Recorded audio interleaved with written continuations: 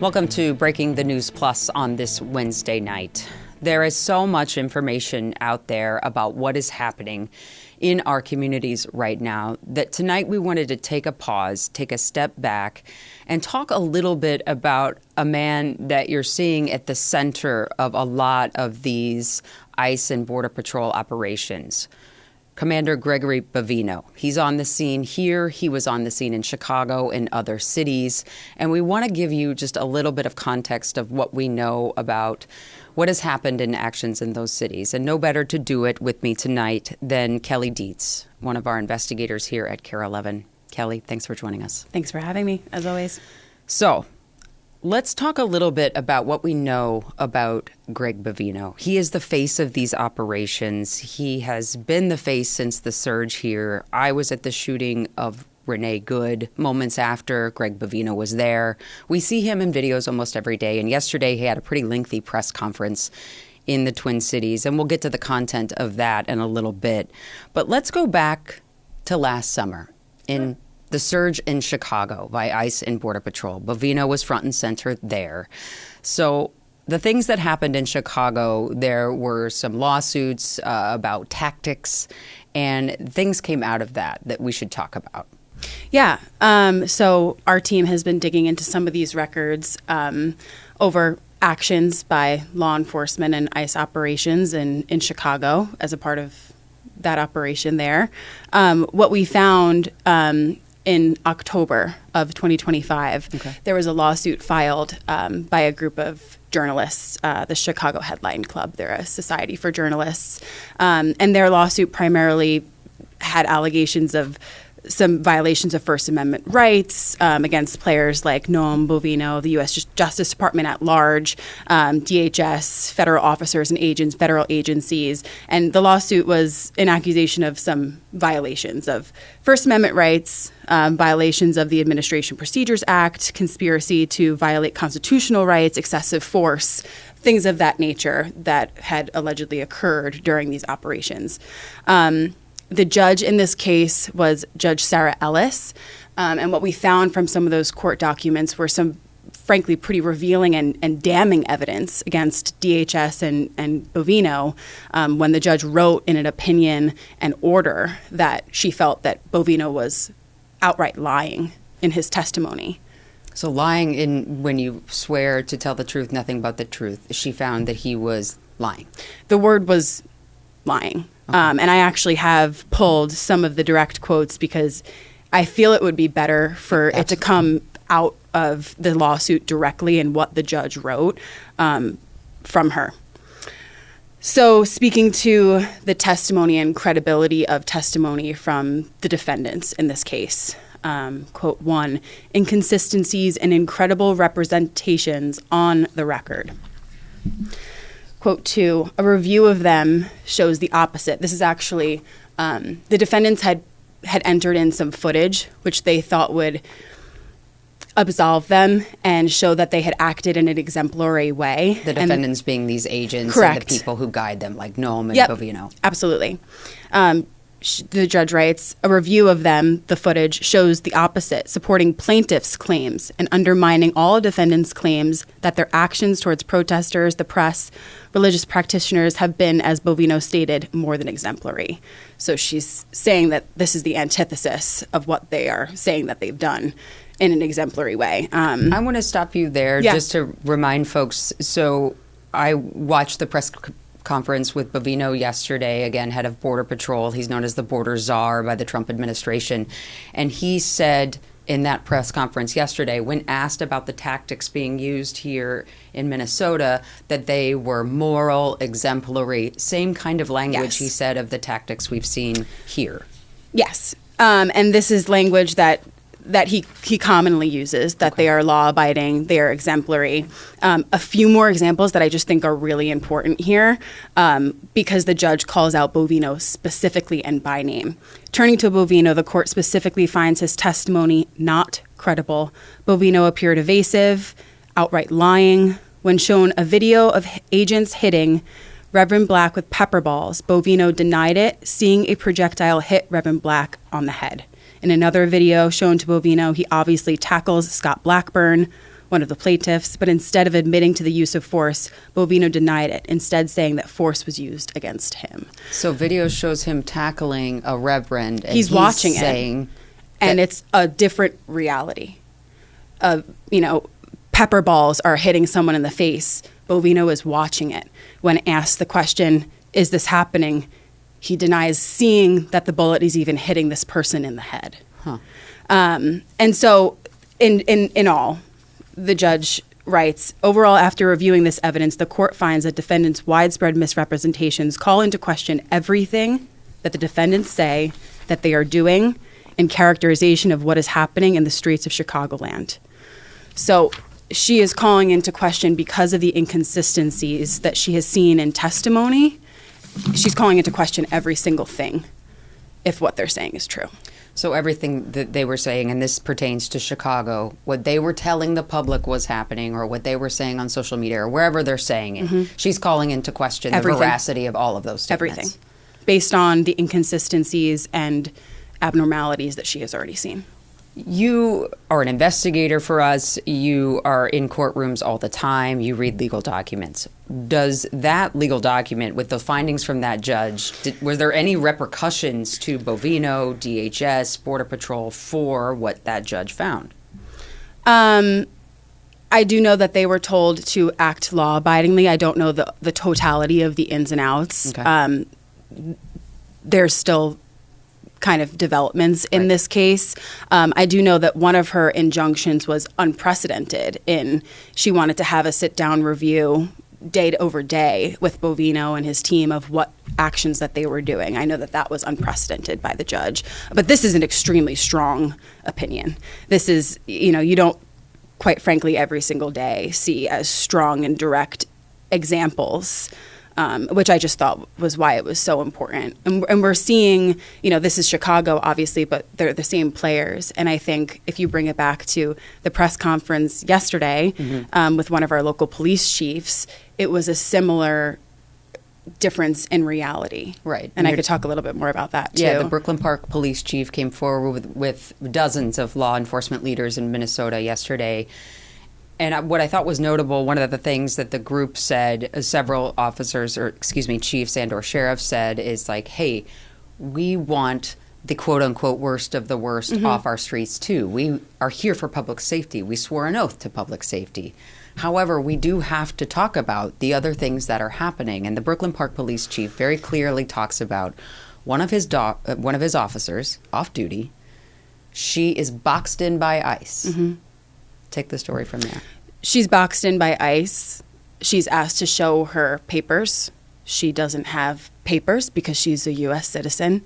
She then takes out her phone to try recording the instance, and the phone is swiped out of her hand. This is all according to the police chief. The phone is swiped out of her hand.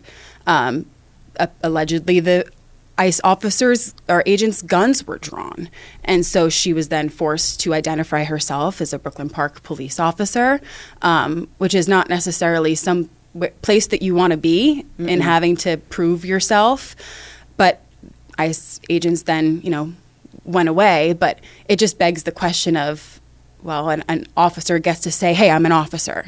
Not everyone gets to say, hey, I'm an officer. And I think that came across, the police chief and others talked yesterday about, they used the term racial profiling. Yes. That this off-duty officer was racially profiled. Correct. And other officers, she was not the only one, but this is the example that's kind of floating around national news right now because the police chief told the story in such great detail. So let's go to that press conference with Greg Bovino. Correct. Reporters tried to ask him about it. They did. He was asked directly about the instance that the chief spoke about, and Bovino diverted completely, did not answer the question, instead flipped the script and said, well, when you have a police chief and a mayor who's telling people to call 911 anytime they see an ICE agent, don't be surprised if you're inundated with superfluous 911 calls. And when the reporter tried to say, well, can you answer the question? It was just, we will continue to do lawful operations, and dismissed any of the claims by the police chief. And we have that whole press conference on our YouTube page for you to watch, see it for yourself. You can hear the reporters ask the question. You can see those diversions. And I want to be clear, this isn't just picking on Bovino to pick on Bovino. We are trying to get the answers that people are asking us to get. We ask the questions, and if they refuse to answer, there's not much more we can do. Yeah, and the only other thing we can do other than ask the questions is ask for the records.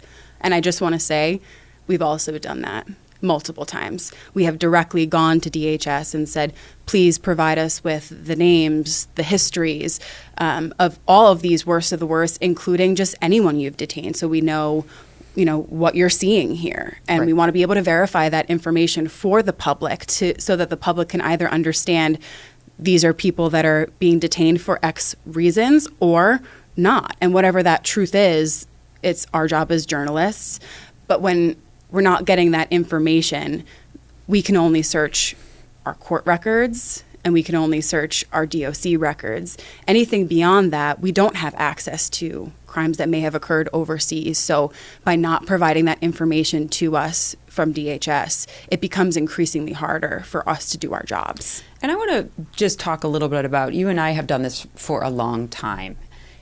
It is unusual, to say the least, to have this lack of cooperation for basic data. I mean, for years, this has not been the way things go. It was surprising because you would think that this would be information DHS would be absolutely forthcoming. Why wouldn't they? Right. It would prove that they are the worst of the worst. They would absolutely assert their point. Right. And so by not getting that, it has just made our job a lot more difficult. I will say recently DOC came out with their own fact check, and so we've requested some information from them.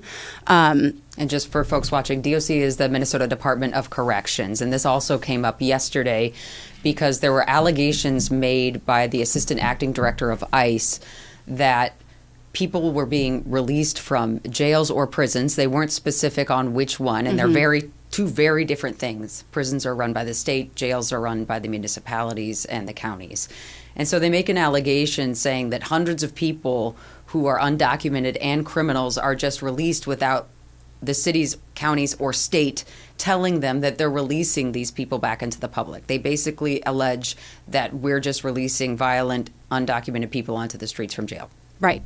And the DOC has a response. And that, yes. And so DOC's response is we are prisons, and that is not the case. Some of their direct quotes were that DHS has issued multiple public statements and that they've then reviewed each name referenced by DHS, saying that the ongoing misstatements of DHS leadership reflect a fundamental misunderstanding in how the criminal justice system operates. It is imperative that they correct the public record. And then they went on to just say that DHS has not identified a single instance in which the Minnesota Department of Corrections released an individual from state prison custody in violation of an ICE detainer. Not one. Not one. They're saying every single time someone in DOC custody had an ICE detainer, they were released per policy to them. They weren't running rampant on the streets. If you had a detainer, then they were put into ICE custody. Yeah, that is directly the opposite of what was alleged at this press conference. And again, for you, the people of Minnesota or people outside of Minnesota watching this, these stories have to match for us to be giving you the information that you deserve. You know, that DOC allegation was serious, and our Department of Corrections commissioner, minutes after, said, I will talk to you and show you our own records that we have already done. And it begs that question again, Kelly, that you and I have asked each other as colleagues. If we are, as a nation, ICE, Border Patrol, trying to get the worst of the worst, criminals who may do harm off the streets, there's not a lot of people that are going to say, no, I don't want that. But they're saying that, but then not cooperating and sometimes outright just giving misinformation over if that's the case, or alleging our law enforcement is not helping them. And yesterday in that law enforcement presser, those police chiefs were literally begging for help. Yeah. Saying, please work with us. Help us understand. Because what's happening right now in Minnesota isn't sustainable. if there's one thing that's clear is that disconnect would be a polite way to put it. We have not been able to draw the through line between what is up and what is down here. And like we talked about before, all we can do is ask for the records and ask the questions. But when we're not getting that, it makes our job increasingly difficult. But we will still try. Right. We're all kind of learning in real time because those records are important. When you come out and you say you've arrested 10,000 people or 3,000 people since X amount a day, we don't see the receipts for that. They just tell us that. And yes, at that press conference yesterday, they brought up 3 examples, but we didn't have any record of that. They didn't provide us any information from that. And if they just provide 3, but yet say 3,000 or 10,000, where's the rest? Yeah, another really interesting piece was that, and this was, I have to credit the Strib here because they just did some reporting that was very revealing, and it showed that in many instances, ICE did not detain the individuals that were being bolstered as the worst of the worst criminals were actually not people that were detained immediately by ICE in Operation Metro Surge. These were not people that were taken from the streets that were running amok. These were people who were picked up after being released from a jail or prison, DOC's custody. So we had already held them accountable and then handed them to the federal government, which they allege we aren't doing. Correct. In many instances of the mugs you see being held up by DHS for the worst of the worst, they were brought straight to the hands of ICE after serving jail or prison time. So it begs the question of the efficacy of this current operation that's going on, Operation Metro Surge, that's in the streets of our communities. I would love to see the receipts of the worst specifically coming out of Operation Metro Surge. I would absolutely love that data. But they have not provided us that data, and you've asked for it. Yes. The last thing, if we have time to cover it, if folks can remember, I know a lot going on right now, but perhaps jog my memory here. Is it a week ago? The second ICE-involved shooting happens in Minneapolis, in North Minneapolis. And this is... around a week ago. Yeah. This is a man who they allege was in his car. They were trying to pull him over. A chase ensues. And then eventually a man gets shot in the leg by ICE. But new details came out about that story today. Yeah. So old details were that 3 individuals... all with some sort of history that's been highlighted by DHS. One was the target of an ICE operation, crashed their car, then a struggle ensued outside of the car, and 2 individuals kind of piled on and had a shovel and had a broom and were, hitting agents over the head with these items.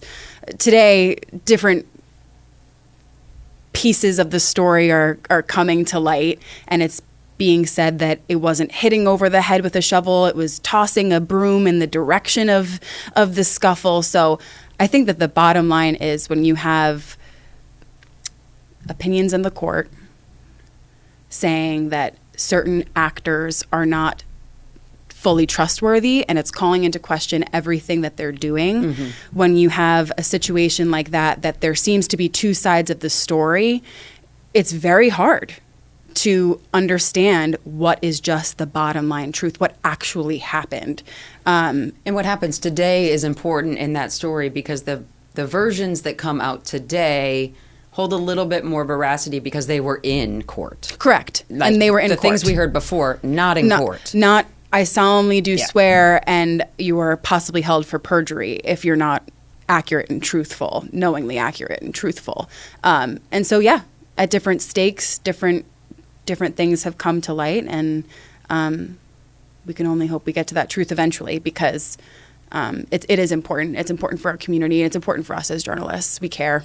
Yeah, it's important for our country, too. All eyes on Minneapolis and our surrounding communities right now. Kelly Dietz, thank you so much. Thank you.